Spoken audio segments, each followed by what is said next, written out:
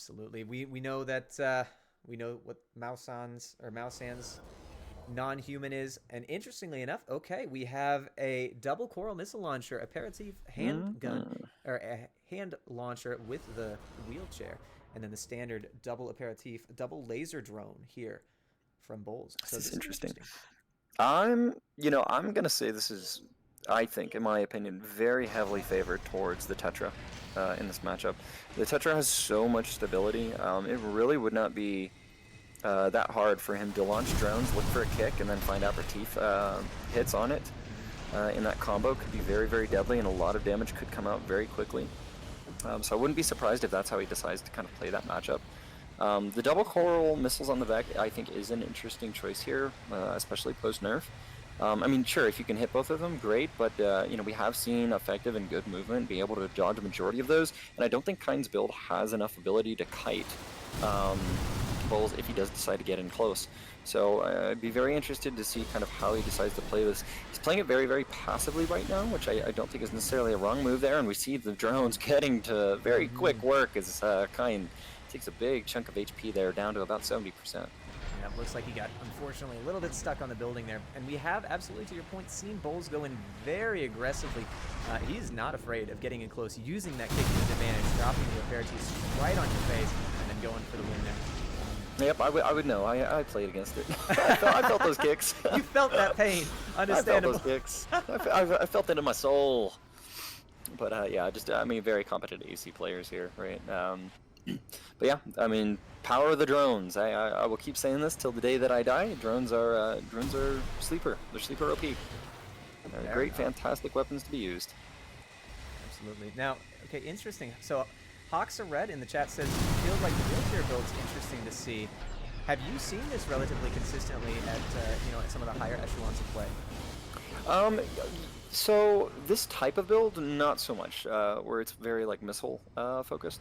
I do see light tank builds running with Nebulas or the redshifts, and then maybe some kind of variation of laser on the back. And a lot of those builds are aiming for like quick mobility and looking for like the flat raw damage. On the missile builds, I don't see it quite as much. Back before people realized that assault boosting at your opponent was just the most OP thing ever, people were running missile boats on light tanks because they had really, really high base movement speed. But as we realized that assault boosting was just a more effective way of dealing with that, we kind of saw less and less of it. So this is the first time I've seen a missile boat really on I don't even know if I could call it a boat really, but a missile using Mac on a light tank in a while. There's just a lot of different things that kind of make it maybe a little less effective in some certain cases. And a lot of it really does revolve just around assault boost usage here. Okay. Interesting. So looking at the match here, we have 55% HP for Kyne. It looks like obviously Bowles does have a little bit more, close to 60, and with 10 seconds left does have the AP lead. Now gets to just run away and maintain that health advantage. The pulse armor, or pulse shield, blocking a lot of that pulse, or that assault armor coming out from Bowles, but it does end up going in favor of the quad build. Yeah, and this is really just the power of those drones up against, any kind of tracked mech, really. It's not as quite effective against the light tank, but I mean, still, obviously, getting the work done, doing a lot of the majority, I should say, of the damage against Kyne was just charged drone shots. Bowles doesn't necessarily need to play this very aggressively there. I mean, again, more chip damage out from charged drones is gonna knock him down to about 90% here. Bowles with an AP lead here, as Kyne's gonna be looking for something here. Has to find it. A few assault boost dodges there to miss most of the aperitifs, but we'll still take a small chunk. It's just really, really hard to make effective use of these coral missiles when you're able to dash, completely to the other side of the map. Coral missiles falling flightlessly into the cover here on the other side of Bonadi Dunes. It's just a tough matchup. But you know what? Now that he knows, I'm not even going to say that he's going to lose this one, because he's actually been doing some good chip damage. He did a lot of damage last time. He may have lost his opponent now, but that's okay, because he sees him now. But regardless of that, this is giving him data. This is giving him analytic data that he can use to put put together, I guess not put together, load up a build that may be able to counter this. On top of the fact that these two have definitely played before, right? You can tell this. They're respecting each other. They're giving each other the space that, they might not give to someone that they believe they could absolutely dominate. So. Yeah, 100% true. Like you can feel and you can tell in the opening stages of a match whether or not your opponent is, competent with their movement. And it really does dictate a lot of how these players will behave with their mechs. Right now, Kyne just getting absolutely reamed by these drones, and taking enough damage here and there to really just kind of push the envelope here in Bowles' favor. It's just really tough for him to kind of make anything happen right now. Those drones just really getting a lot of effective use, and we're seeing a lot of quick boost usage out of Kyne here to try and avoid some of those drones. And it really affects his energy utilization, Absolutely, yeah. Cheeky kick coming out, but is unable to capitalize on Kyne predicting, or perhaps just maybe a little slower with the wheelchair, but not really able to capitalize on anything else. He knows where he is, but he can't do anything about it, unfortunately. Oh, maybe he doesn't know where he is.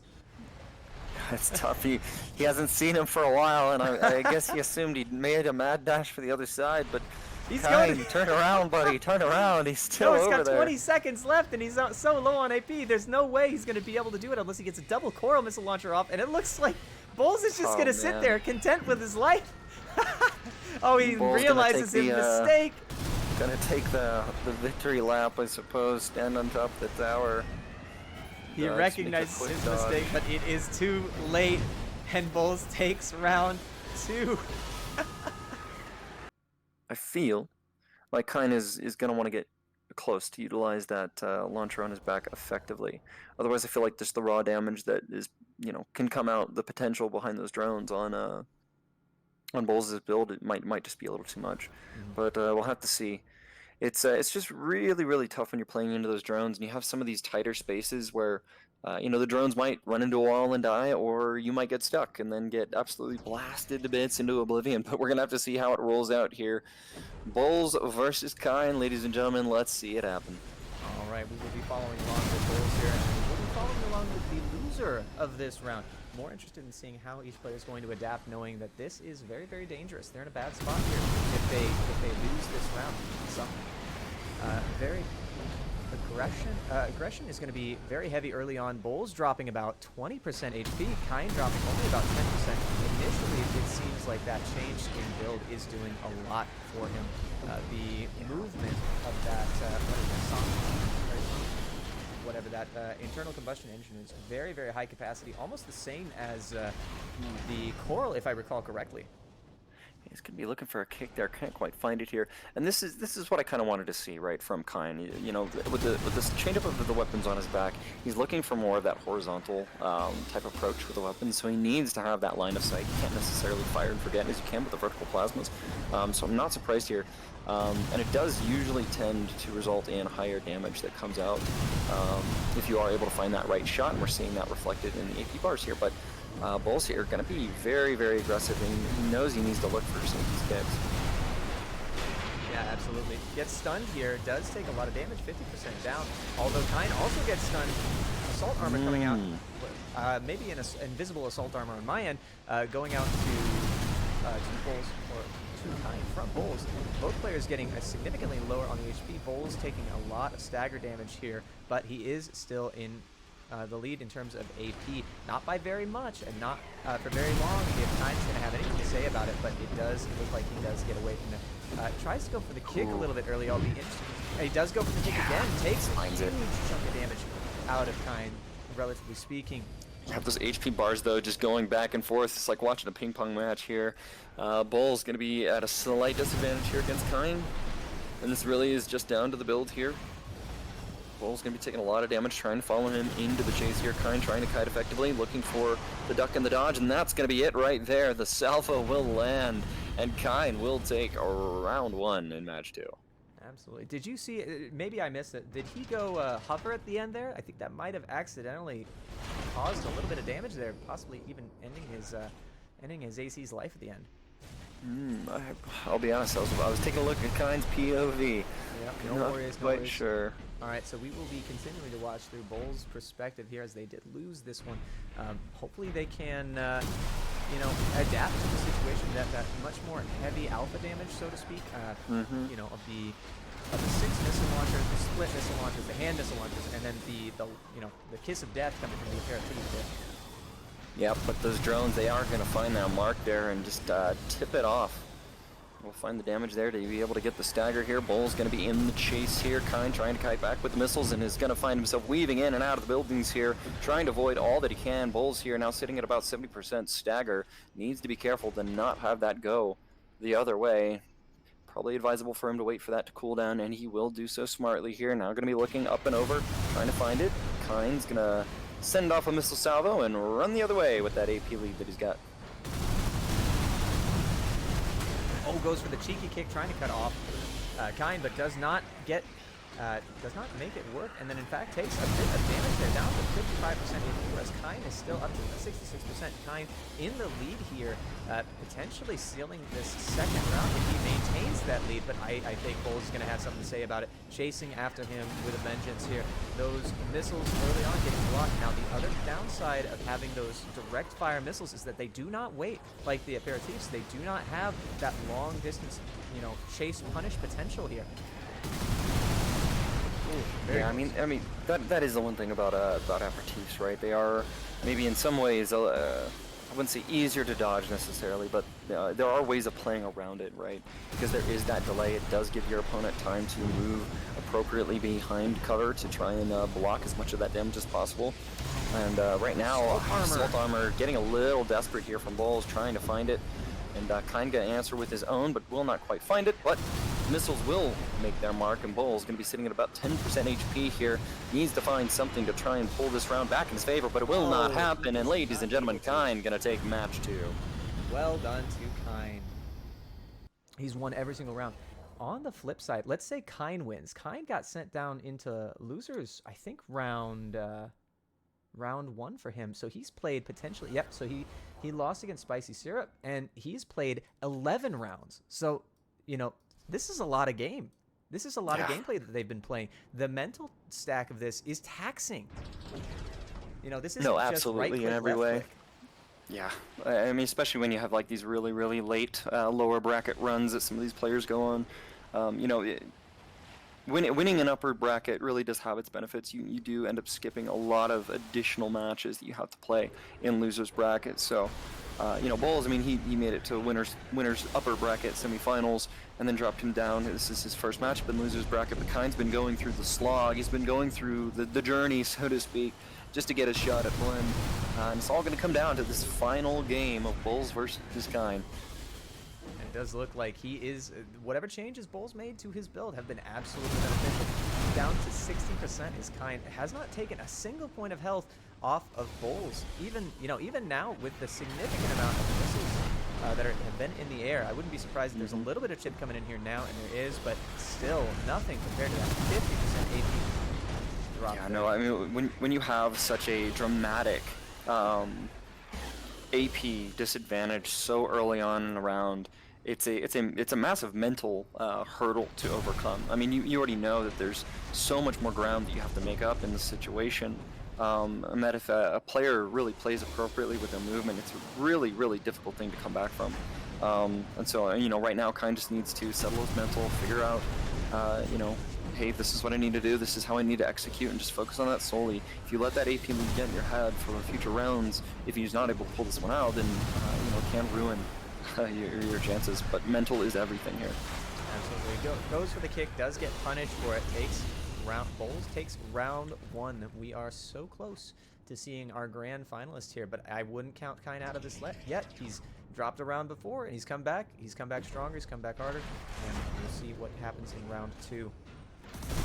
Yeah, Bulls just getting a lot of usage out of those drones. I mean, they are just so strong on charge.